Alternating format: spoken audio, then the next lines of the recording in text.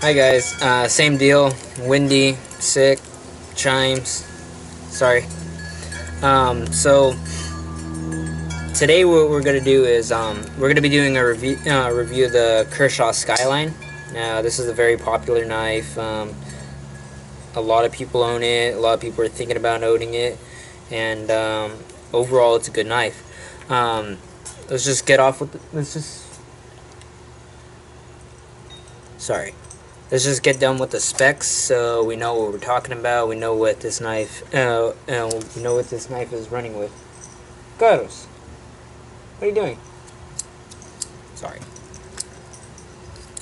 So, yeah, this knife is made in the United States. The model number is 1760. This is your base. This is your most basic one.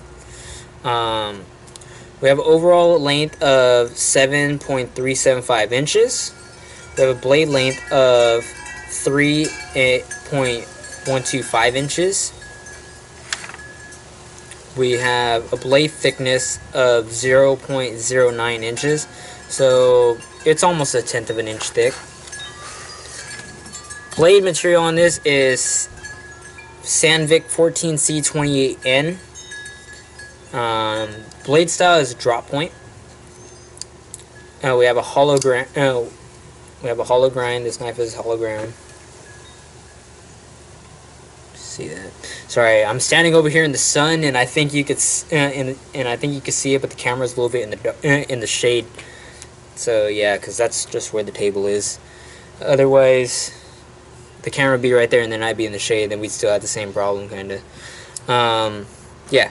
So blade finish is bead blast or satin blade finish. The edge type is plain. Handle length is 4¼ inches. Handle thickness is 0.4 inches, so 4/10 of an inch, almost half an inch. Handle material is G10. The handle color is black. The lanyard material is stainless steel. Weight on this knife is 2.5 ounces. The user is right hand, so pretty much this is mainly a right-handed knife. Well, it is a right-handed knife. Pocket clip is either tip up or tip down for right hand, and deployment method is a flipper. This knife is a liner lock. So yeah, yeah. There's a lot of variants out there on this knife, and pretty much so in terms of like collectability, I mean there's a lot of variants out there. So like there's some limited edition ones. Like recently, I think like last year, the year before, Blade HQ had the CPM S30V blade steel with like the carbon fiber ones, either a coated or uncoated blade, which that's pretty cool. But I didn't have $100 to spend on that, or the $200 for a matching pair with matching serial numbers. But I mean that's cool and all. So as you can see, there are some different variants. There's ones that have tan G10, red G10, blue G10, orange G10. Then also there's different versions that have those same colors except with the coated blade, and some of them are really rare. And yeah, so there is a lot of collectability. So without a handle on without a clip on the handle, this knife is 3/8 inch. With the clip, the handle at that area is close to ½ an inch though. So just be mindful of that too, just so we know. Right here, if we had it only without the clip, it'd be about 3/8 of an inch thick. But with this clip on, the most thickest portion would be close to ½ an inch. Yeah. I screwed up, forgot the Amazon rating, but this is a highly favored, liked, and owned knife. A lot of people like this knife, a lot of people own it, and it is a good budget knife too. Whatchamacallit. So, most commented on the quality and durability of the knife and how fast the deployment is. The and how the steel is a good choice, and how affordable this workhorse really is. Some cons to this, that it can be slow to open even after being oiled and loosened. Some guy said he got arrested in New York City and that the knife was confiscated due to the officer calling it a gravity knife. But I mean, for the most part, I'm pretty sure, I think knife people know just not to have your knife pocket clipped to your pocket in New York. Otherwise, stuff like that can and will happen. Overall, this knife is very ergonomic. It fits in the hand. It's like it was made as an extension of your hand. Fits real well. There's no hot spots. There is no jimping, but it's still very ergonomic, and you can still do a lot of work with this knife. The blade is a nice, decent size. You got good steel, and it's made in America. Flipper, it's my preferred deployment method, but I don't have a problem with thumb studs or anything like that. These are not thumb studs. A lot of people think they're thumb studs. They're too small. That's why if some people say they have trouble deploying it with the thumb studs, it's because they're not really thumb studs. They're actually blade stops. If you see right here, that is perfectly made for that. It stops it so the knife doesn't over travel. So yeah, they're actually blade stops. But if you get it right, you can open it with the blade stops. So yeah, I prefer mine tip up carry. It comes in tip down carry, and yeah, there are some people that make aftermarket pocket clips for this, different colors, titanium ones and stuff like that. You could get different colors like purple, blue, anodized, whatever you want. So you got versatility in terms of this, especially if you get, like, say, a different like one of the discontinued models, like the blue blade forms one, or the old tan, like the tan ones.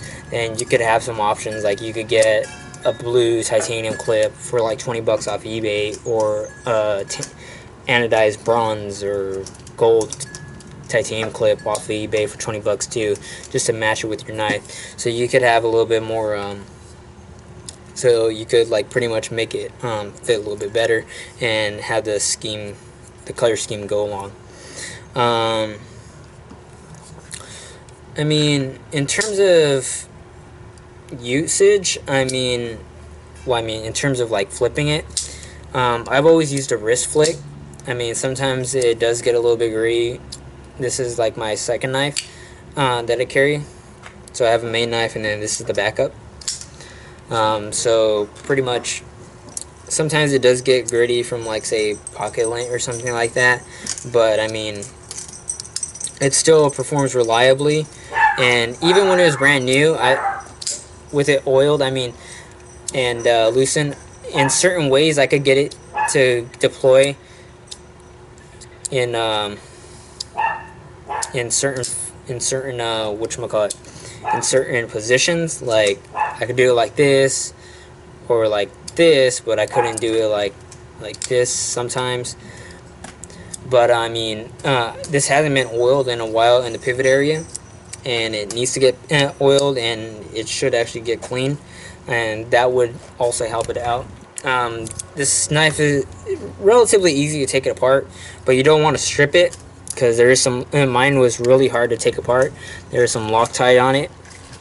So literally what I ended up using, so I didn't screw it up, was I ended up using a power drill and a rubber band. So I put the rubber band right there, and I put the Torx bit on top of the rubber band and pushed it into where it goes, and then I used it, so that gave it more traction to take it off, so I didn't screw up and strip the screw. It's nothing really. You got your back spacer, you got 3 screws on top, you got your scale, and you got your 2 washers, your bushings. They're phosphorus bronze, and it's relatively easy to clean. You just clean the pivot area. You could wipe off the inside of the handles, and then literally you just put it back on. Just put it the way that it was, like that. So if you've been using this knife and the washer is like shiny on one side and it's a little bit darker on the other side, put the shiny side to the blade exactly how it was, because you don't want to go back through the breaking process. If it's really smooth for you already now, don't waste your time doing it again by putting the washers in backwards. Yeah, so there's not really much you can mess up if you take this knife apart and you want to clean it up, or just get a look at it and see how it is. Price range on this knife is anywhere between $42 to $80. So your MSRP is $80. The lowest price I seen was Amazon for $41.91. Blade HQ has it for $41.95, and Knife Center for $49.95. I had got mine for about, I think, like 20 or 30 bucks, because they had screwed up on eBay, and I had ordered the fixed blade Skyline, which is a different thing. It's discontinued, but they used to make a fixed blade version of this. It's full tang. It's pretty awesome. Same thing, except full tang is fixed blade. Yeah. So I was supposed to get that, but they sent me this, and this is a blem. But there's nothing really wrong with blems. I mean, it's just that it doesn't carry the warranty of Kershaw. The blem doesn't necessarily mean that it's a functional defect. It could be just something cosmetic, like something's wrong with the G10, or there's just a mark on the finish, and that they don't want to sell it at full price, so they make it a blem or a second. So then they just put the 4X's on it, and there's no warranty attached to this knife, but it's still a good knife, and it's still a quality piece. And yeah, over time mine has started riding on the show side, and like I said in the Tenacious video, I don't really care if it rides up against the liner. It doesn't really matter to me. It's not like a artwork knife, something that I paid $1,000 or $2,000 for, and it's still performing well. So I mean, there's no problem with that for me. Excuse me.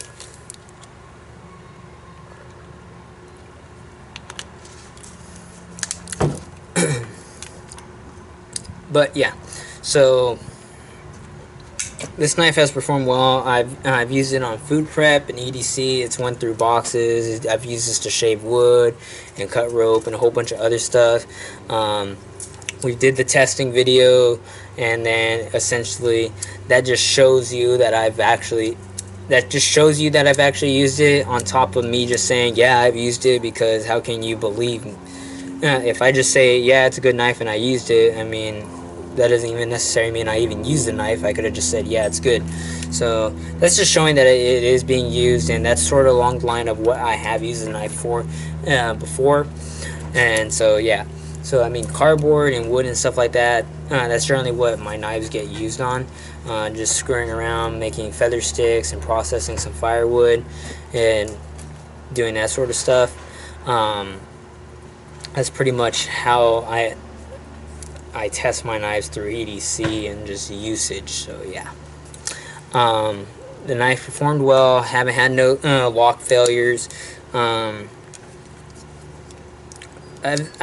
have two Skylines, and I've always never been able to really well, I have two fixed blade Skylines, and I have two folding knife Skylines, but on the folding knife ones, I've never really been able to like always just do it like I've seen on videos. People just do it like all the time, just flip it open. I guess I just gotta oil it up, and I mean, I'm pretty sure me and whoever is watching this, you could get your knife to like flip open very smooth. But like I said, this thing's a backup knife, and it gets used, but it doesn't get as much as say the Tenacious when I was using it. So these two are like getting phased out of my EDC, and then now I'm gonna like use different ones. Like right now I'm using the Griptilian. So yeah, so many knives. Yeah, so ultimately it's light, it's skinny. I mean, you won't even notice this when it's in your pocket. I haven't had it open in my pocket or anything like that, so if you're worried about flippers or having a tip up or tip down in your pocket, don't worry about it. This isn't even assisted one. The only time I've ever seen a picture of or even heard of knives like being opened in the pocket is when they were assisted, and one of them was tip up. I mean tip down, and it just opened like that. Luckily the person didn't bend over or anything like that. They just heard a click and they looked over and they're like, oh. Another person, they had a leak in their pocket and some bad stuff happened, some uncomfortable stuff. If anyone like is on the forums, they might know what I'm talking about. But yeah. So I mean, in terms of that, I mean, I haven't had it open up on me, and I don't think you'll have that problem either. There's only one side has a liner, so that also cuts down on weight. But ultimately, it fits the hand really well. The G10 is nice and grippy. It's got a decent texture to it and provides grip even when your hand is wet and this thing's wet. I have had like a little bit of like surface rust start on this knife, like once or twice. It is mainly back here around this area, and and I took the knife apart, and then I just put some soap on it, and I rubbed it with like a scouring pad, and that took it right off. So like mild or light abrasive soap or even scouring pad will take that right off, surface rust. But even like what I noticed, like in terms of like other knives like that I've used, like even if they have like rust like right here or anything like that, when you just use them, and that rust just comes off while you're using it. So if you're cutting something like food or whatever, that rust is gonna come off either way. So I mean, surface rust, it's not really that bad, especially on this. This is a nice steel. It takes a good edge. It's got to hold a good edge, and there's a reason why people like this. People love this knife. It's very affordable. Knives that are in this price range that you can get that are going to be contenders for it would be the Tenacious in terms of size. Tenacious is just like a hair bigger, maybe a 1/4 inch bigger overall. A little bit beefier, a little bit more thicker, wider in the pocket though. Whereas this could be compared to a toothpick in your pocket as opposed to this. So yeah.